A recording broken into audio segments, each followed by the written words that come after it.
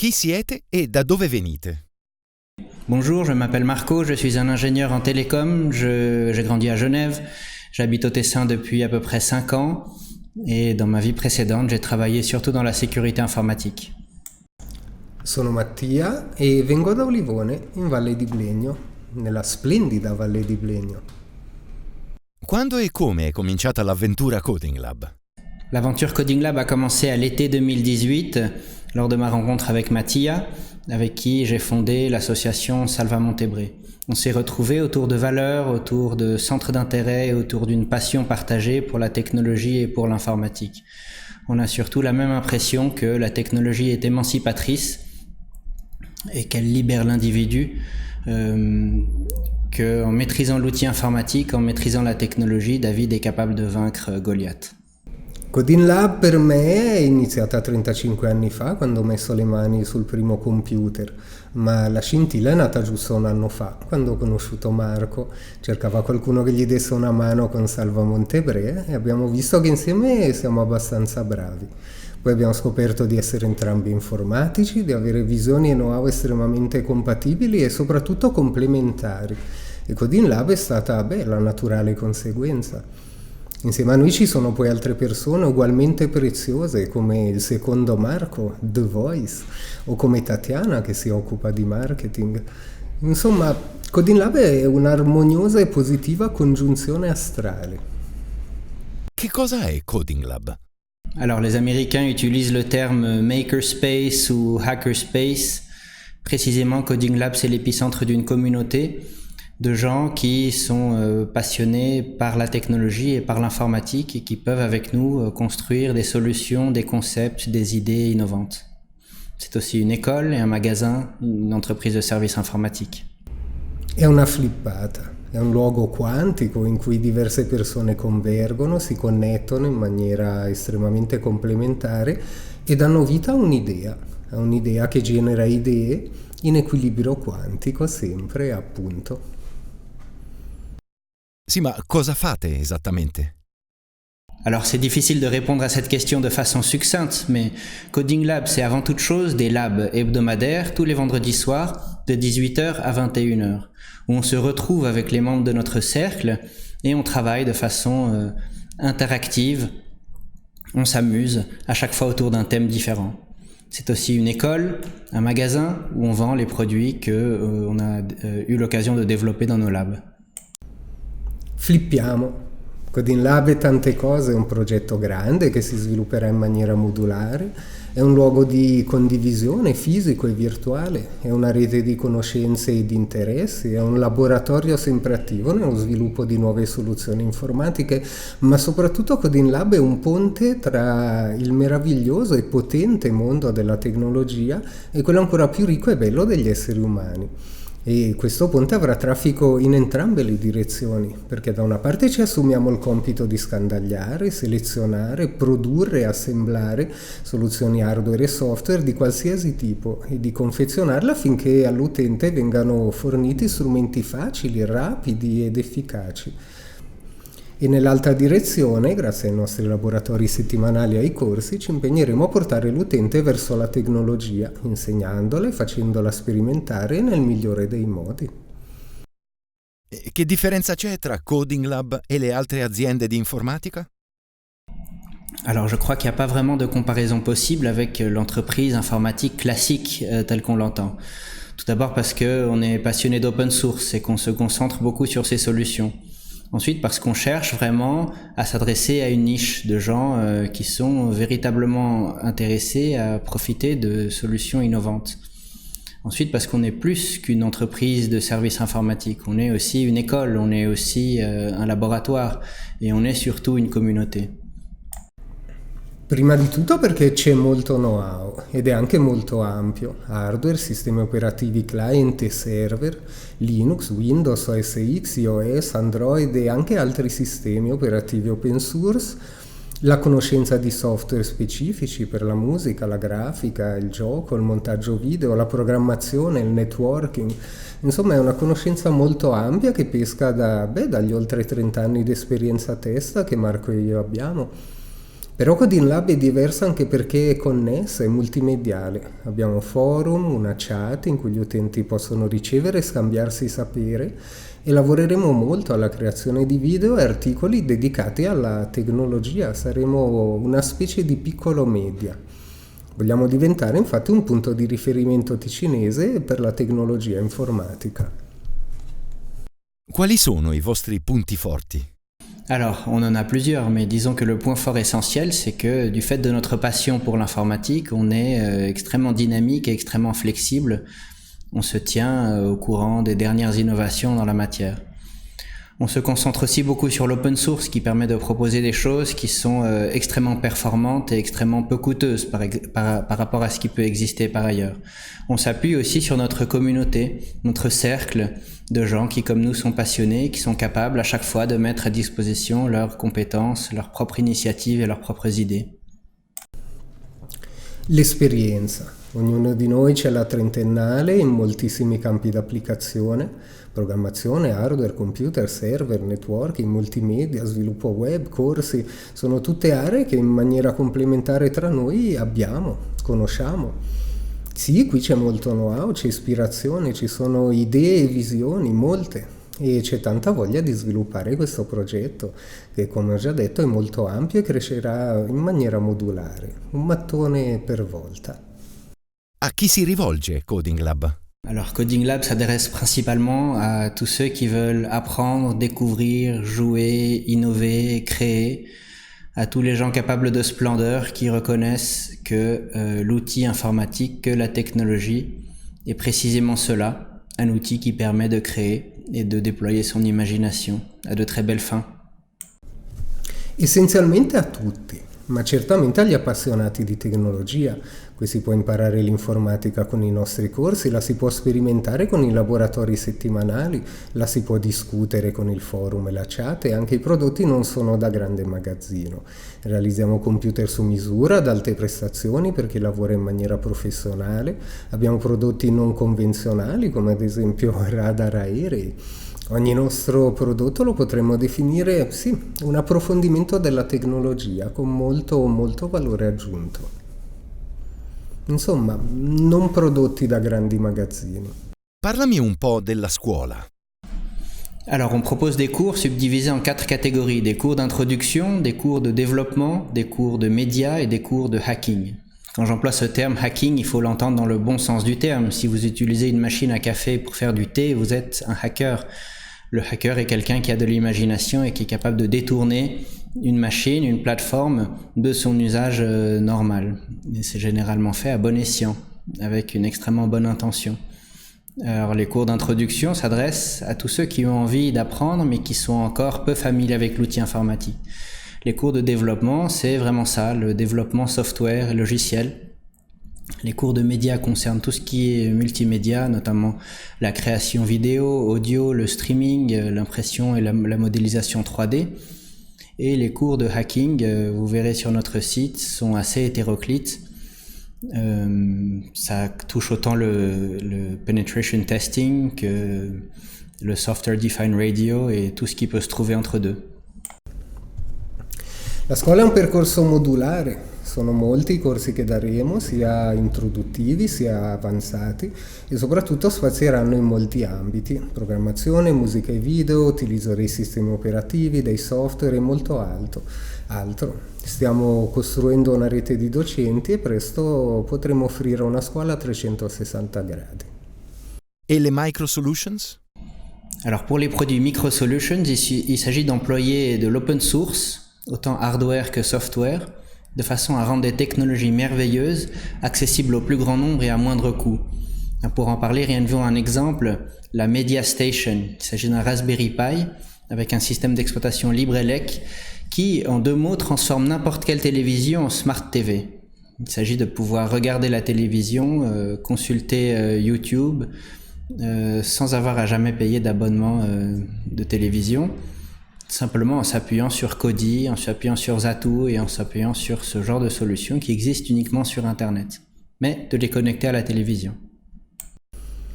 Le micro solution, lo dice il nome, sono piccole, ma non è la sola qualità.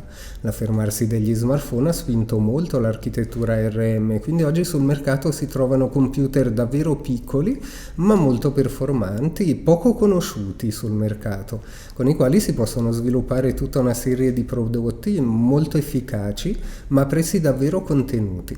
Inoltre la maggior parte dell'hardware e del software è open source, una filosofia che a noi piace veramente molto e che faremo di tutto per promuovere. Parlami un po' delle Power Station. Alors sur ce sujet, la réponse de Mattia serait certainement beaucoup plus inspirée que la mienne. En 2 mots, on va dire qu'il est un membre éminent de la race supérieure des spécialistes en hardware qui sont capables de vous construire un PC selon des usages extrêmement divers et particuliers. Alors qu'il s'agisse de Battle Station pour faire des jeux vidéo, qu'il s'agisse de Workstation pour faire du rendering vidéo, de la 3D, de l'animation, il est capable de construire des plateformes extrêmement compétitives en termes de performance et en termes de coût. Je crois que vous allez arrêter d'acheter vos ordinateurs chez MediaMarkt et Interdiscount quand vous découvrirez ce qu'il a à vous proposer. Le Power Station sono una nostra specialità. Qui non solo abbiamo il know-how per selezionare l'hardware e la configurazione migliore per ogni tipo di utilizzo, ma siamo anche utenti che il computer lo applicano da diversi anni in diverse situazioni. Quindi abbiamo esperienza nella grafica, nel montaggio video, nella musica, nei giochi e in tanti altri ambiti, conoscenze che ci aiutano a realizzare davvero delle ottime macchine. E i laboratori? Alors les labs sont des séances hebdomadaires de découverte, de partage et d'apprentissage en commun, à chaque fois autour d'un thème différent. Ils ont lieu tous les vendredis soirs de 18h à 21h. Vendredi prochain, par exemple le 20 septembre, sera un lab consacré au live streaming. Chacun pourra apprendre à se diffuser en direct sur Internet. Le 27 septembre, on va parler de Linux et de Raspberry Pi. Le 4 octobre, de TCP/IP. Le 11 octobre, de création musique et vidéo. Le 18 octobre, de hardware, de fabrication de ces plateformes personnalisées. Le 25 octobre, de torrent et de cracking. Le 1er novembre, de la sécurité du Wi-Fi, le 8 novembre de développement avec un petit challenge, développer un bot IRC, et le 15 novembre de web management. Ça s'adresse vraiment à tout le monde, à tous les membres de notre cercle. I laboratori sono una delle grandi flippate che succederanno qui. Ogni venerdì la Coding Lab si aprirà ai suoi membri e qui si potrà sperimentare, realizzare e discutere praticamente qualsiasi cosa legata all'informatica. Grazie ai laboratori, come anche al forum e alla chat, contiamo di costruire pian piano una consistente comunità che potrà attingere e scambiare know-how all'interno di una cerchia di veri appassionati. Parliamo ora magari dei prodotti maker culture. Alors les produits de cette catégorie sont des produits dont vous ne saviez pas qu'ils existaient et vous ne saviez pas que vous en aviez besoin. Il s'agit de produits expérimentaux, de prototypes parfois incomplets qui poussent la technologie vraiment à ses limites. Alors par exemple, on a développé un petit radar secondaire d'aéronef qu'on appelle le Pi-Hermon sur la base d'un Raspberry Pi et d'une clé RTL-SDR qui, de façon extrêmement bon marché, vous permet à la maison d'avoir une petite tour de contrôle, de faire mieux que SkyGuide. On a aussi un mini EMP qui fait la démonstration de la façon dont n'importe qui peut désactiver, griller des systèmes électroniques qui seraient utilisés à des fins de surveillance ou d'oppression et dont vous souhaitez vous débarrasser. On va continuer à sortir des produits dans cette catégorie sur la base des découvertes et du travail qu'on fait dans nos labs avec les membres de notre cercle. L'informatica emancipa l'individuo, è uno strumento prima di tutto. Ecco perché sviluppiamo anche prodotti come radar aerei che non filtrano ad esempio i voli segreti come fanno i radar ufficiali, apparecchi per bruciare i chip RFID che oggi si trovano quasi dappertutto. Insomma, una serie di strumenti che aiutano l'uomo non solo a farsi controllare meno, ma anche a controllare di più chi ci controlla e comunque ad acquisire degli strumenti che ci potenziano. La tecnologia è uno strumento e meglio la conosciamo e più diventiamo potenti, sì. E quali servizi offre Coding Lab? Alors, on peut faire toutes sortes de choses, mais on va se concentrer seulement sur certaines choses. Notre but avec cette aventure Coding Lab, c'est d'imaginer, de créer de développer des choses qui sont vraiment à la pointe.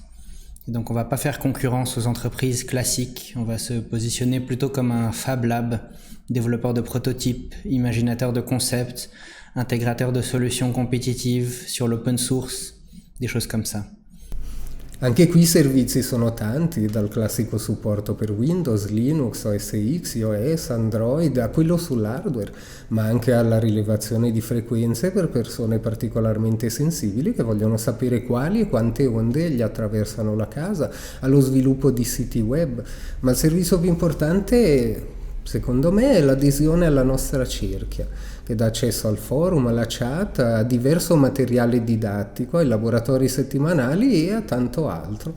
È una comunità appunto di appassionati. Magari 2 parole sul circolo dei membri. Alors la communauté de membres, le cercle Coding Lab, c'est vraiment le cœur de notre activité. L'avantage principal de faire partie du cercle, c'est évidemment la participation au lab tous les vendredis soirs. Mais c'est également l'interaction physiquement dans notre laboratoire, dans nos bureaux, mais aussi online sur la channel IRC, sur un forum qui arrive, sur un wiki qui arrive, avec d'autres passionnés, des gens qui partagent cet intérêt, ce goût pour la création, en exploitant la merveille que représente l'outil informatique et la technologie. Il circolo dei membri è appunto il nostro servizio migliore, un club fisico e virtuale in cui i clienti e gli appassionati possono ottenere supporto, know-how, sperimentare e realizzare i prodotti durante i laboratori e scambiarsi conoscenze all'interno del forum e della chat. Quale ruolo gioca la multimedialità per te? Alors le multimédia comme la technologie au sens large a cela de merveilleux qu'elle élimine les intermédiaires parasitiques. La technologie est extrêmement méritocratique. Et grâce au multimédia, tout le monde peut se transformer en créateur. Ou plutôt, je dirais, tout le monde qui est déjà un créateur et qui est capable de produire est capable d'exprimer cette création et de la rendre accessible au plus grand nombre, sans intermédiaire, sans obstacle, sans barrière d'entrée. C'est vraiment cela qui est formidable. La multimedialità è un elemento chiave. Grazie alla tecnologia oggi è possibile raggiungere molte persone e soprattutto produrre in casa tutto quanto serve per la comunicazione. Oltre all'informazione sui prodotti e sui servizi, naturalmente ci impegneremo a trattare molti temi legati alla tecnologia sotto forma di una sorta di rivista multimediale, per cui la multimedialità è lo strumento più efficace per comunicare con gli utenti, certo. Che ruolo ha la tecnologia nel mondo secondo te? Alors, pour moi et de façon extrêmement claire, la technologie est émancipatrice et égalisatrice. C'est vrai qu'il y a toute une philosophie de peur qui est promue en ce moment, selon laquelle la technologie sert à produire une société Big Brother. C'est vrai que la technologie, lorsqu'elle tombe entre de mauvaises mains, c'est-à-dire dans les mains de l'État central, elle peut être exploitée à de mauvais escients. Mais pour chaque usage oppressif, il existe une contre-mesure et il existe 10 usages libérateurs. Notre génération, par exemple, va pouvoir, et pour la première fois depuis l'avènement de la civilisation, séparer l'argent et l'État. C'est absolument formidable. Un autre exemple est celui de Wikipédia, qui, malgré ses imperfections, en 15 ans, a dépassé son concurrent principal, Britannica, qui a 2 siècles et demi. Wikipédia, c'est 10 fois plus d'articles dans 200 langues, avec une fiabilité statistique supérieure. Un autre exemple, l'open source, qui aujourd'hui fait fonctionner l'Internet. La technologie, l'Internet démontre la supériorité de l'humanité lorsqu'elle est libre de s'organiser toute seule. Elle permet d'ignorer les édits et les autres proclamations des potentats. Elle est véritablement formidable et c'est elle qui va former un nouvel ordre de liberté et de décentralisation. Tecnologia significa già un accendino. La tecnologia è uno strumento e nulla di più che l'uomo, oltre a sviluppare, deve imparare a utilizzare a proprio favore, così da potersi potenziare. Come immagini Coding Lab tra 5 anni? Dans 5 ans, c'est surtout la communauté Coding Lab qui aura grandi. On aura réussi à s'entourer de gens, jeunes et moins jeunes, dans la région et au-delà, qui partagent notre passion pour l'outil informatique et notre vision sur le rôle émancipateur de la technologie. Et j'espère qu'on aura été, d'ici 5 ans, une source d'inspiration, une source de connaissances pour de nombreuses personnes, et qu'on aura été capable de rehausser le libre accès à la connaissance. La immagino come Disneyland, un luogo fisico e virtuale, pieno di gente appassionata e ispirata che si diverte, e un Ticino con una cultura tecnologica migliore. E tra 10 anni? Alors dans 10 ans, j'espère tout d'abord qu'on aura réussi à former une véritable armée de hackers. J'espère qu'on aura suscité des passions. J'espère que beaucoup de membres de notre cercle auront intégré de grandes études d'ingénieurs et se rappelleront avec grande nostalgie de leurs premiers jours lorsqu'ils participaient au lab le vendredi soir de Coding Lab à Minusio.